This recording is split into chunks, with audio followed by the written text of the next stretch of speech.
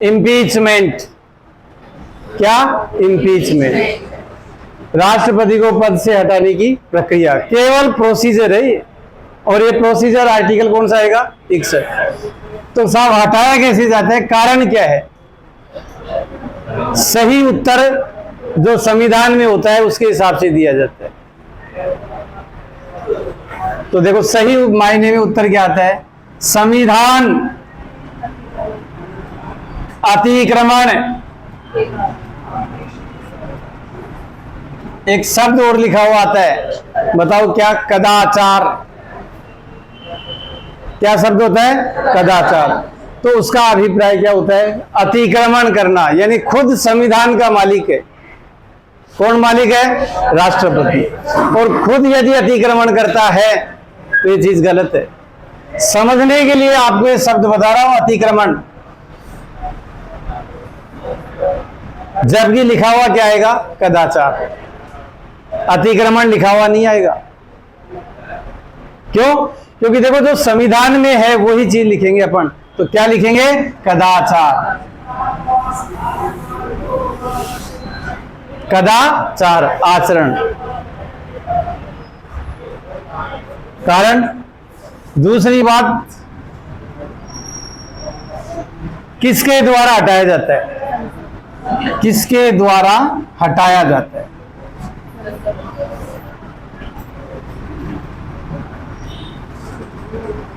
हटाने के संदर्भ में देखो काम किसका है? संसद। अब संसद के सदस्य यानी लोकसभा और राज्यसभा, तो इसमें निर्वाचित सदस्य होंगे या मनोनीत सदस्य भी होंगे? कौन से सदस्य आएंगे? कौन से सदस्य आएंगे? बात सही है क्या?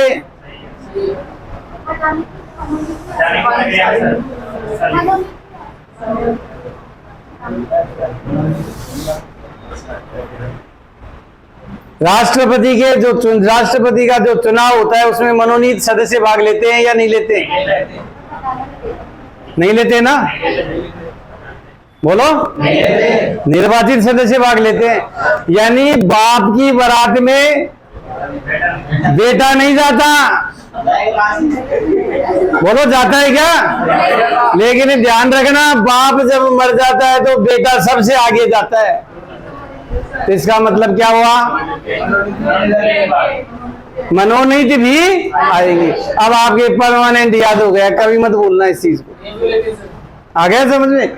यानी किसके द्वारा हटाया जाता है? संसद के सदस्यों के द्वारा।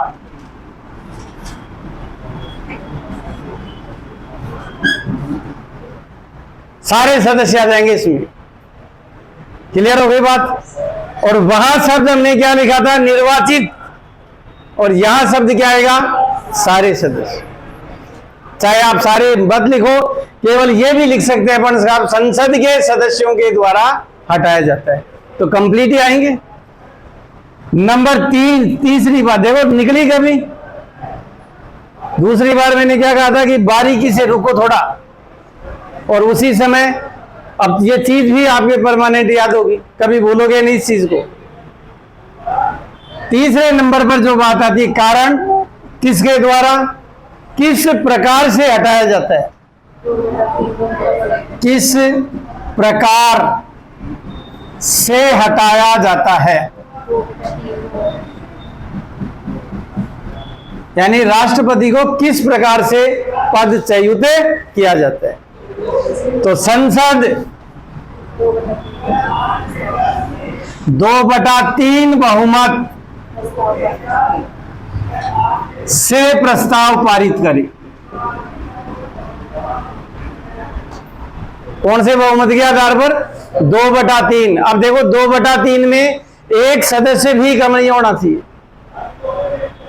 लोकसभा का 2/3, राज्यसभा का 2/3। एक सदस्य भी यदि कम होता है तो महाभियोग नहीं माना जाता है।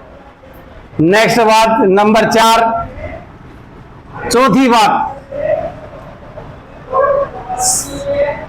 राष्ट्रपति पर महाभियोग लगाने का प्रस्ताव किसके द्वारा पहले लाया जाता है? बोलो। महाभियोग प्रस्ताव सर्वप्रथम कौन सा सदन लाता है?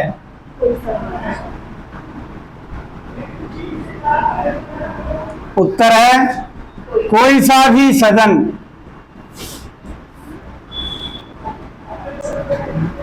ला सकता है। कोई सा भी सदन ला सकता है। बताओ नहीं ला सकता क्या?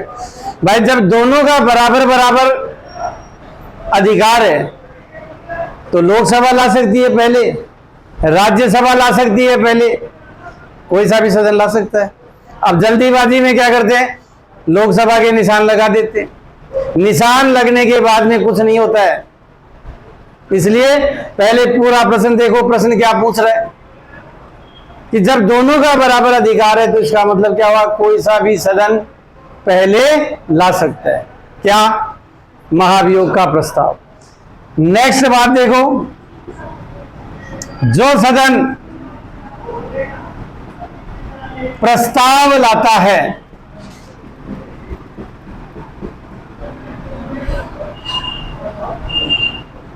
कितने सदस्यों के आधार पर, कितने सदस्यों के आधार पर? 1/4 सदस्य। 1/4 सदस्य प्रस्ताव लेके आएंगे लिखित में। जो सदन के सदस्य हैं, जिस सदन के सदस्य हैं, उस सदन के अध्यक्ष के सामने वो बात रखी जाएगी। किसके सामने? अध्यक्ष के सामने। अध्यक्ष सारी चीजों को देखता है। उसे यदि लगता है कि वास्तव में बात सही है तो फिर वो अध्यक्ष अपने खुद के सदन के सामने पेश करता है उसको। भाई जो सदन लेके आ रहा है तो क्या होता है, उस सदन के सामने रखा जाएगा। भाई 1/4 25% हो गए। अब पूरा सदन आएगा खुद का, तो कितने सदस्यों से? प्रस्ताव लाने वाला सदन, सदन 2/3 बहुमत से पारित करे। आगे की प्रक्रिया क्या होगी कि जो सदन प्रस्ताव लाया है उस सदन के 2/3 बहुमत से वो प्रस्ताव पारित होना चाहिए। कंप्लीट है बात। यदि उस सदन ने पारित कर दिया तो फिर ये प्रस्ताव कहाँ जाएगा? दूसरे सदन में। अब यहां एक बात देखना जरूर, दूसरा सदन कोई सा भी हो सकता है। लोकसभा सामान्य रूप से दूसरा सदन होता है राज्यसभा। संविधान के हिसाब से दूसरा सदन कौन सा होता है? राज्यसभा। प्रथम और निम्न सदन कौन सा होता है? लोकसभा। द्वितीय और उच्च सदन कौन सा होता है? राज्यसभा। यहां उस चीज को याद नहीं करेंगे अपन। यहां दूसरा सदन कोई सा भी हो सकता है। यदि राज्यसभा प्रस्ताव लाती है तो दूसरा सदन कौन सा होगा? लोकसभा। और लोकसभा यदि प्रस्ताव लाती है तो दूसरा सदन राज्यसभा। क्लियर है बात?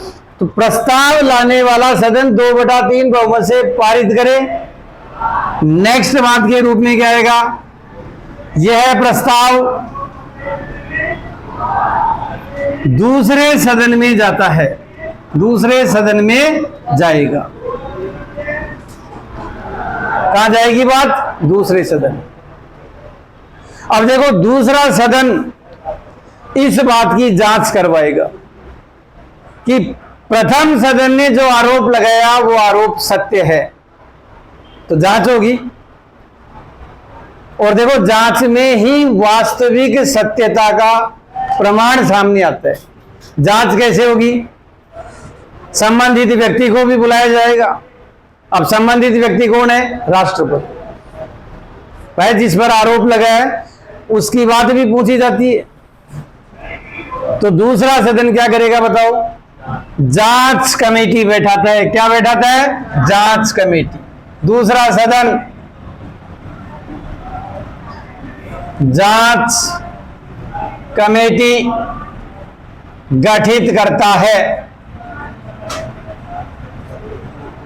अब देखो, इसमें संख्या निश्चित नहीं है, खुद के कोई भी सदस्यों को जांच कमेटी के रूप में बैठाता है। क्लियर बात यहां तक। नेक्स्ट बात,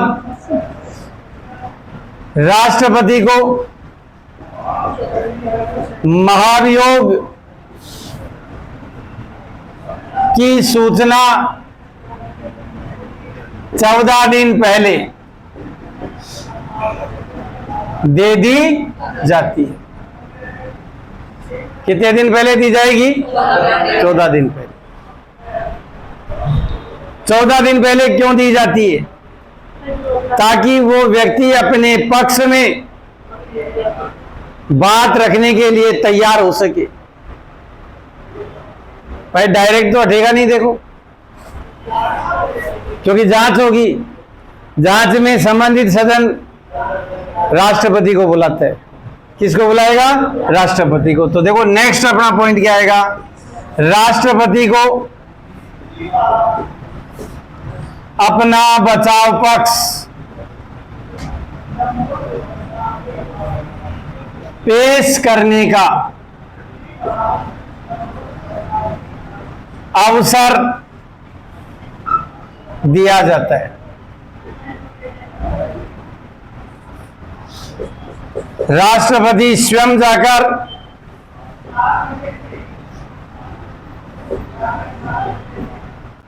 या अपना वकील भेजकर बचाव पक्ष पेश कर सकता है। खुद भी जा सकता है, अपना प्रतिनिधि भी भेज सकता है, किसी को भी भेज सकता है। किस बात के लिए? अपना बचाव पक्ष पेश करने के लिए। अब देखो, दूसरे सदन में बातचीत होती है। अब बातचीत के दौरान यदि दूसरा सदन प्रथम सदन आरोप को सत्य मानता है, कौन सा सदन? दूसरा सदन पहले सदन के आरोप को सत्य नहीं मानेगा, तो आपका महाभियोग वहीं पर कैंसिल हो जाता है। बोलो होगा कि नहीं होगा? लेकिन हम यह क्या पढ़ रहे हैं कि यदि, नंबर देखो इधर, दूसरा सदन प्रथम सदन आरोप सत्य मानता है तो दूसरे सदन में मतदान होता है। क्या होगा?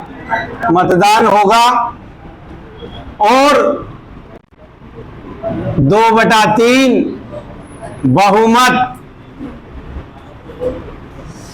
से पारित होने पर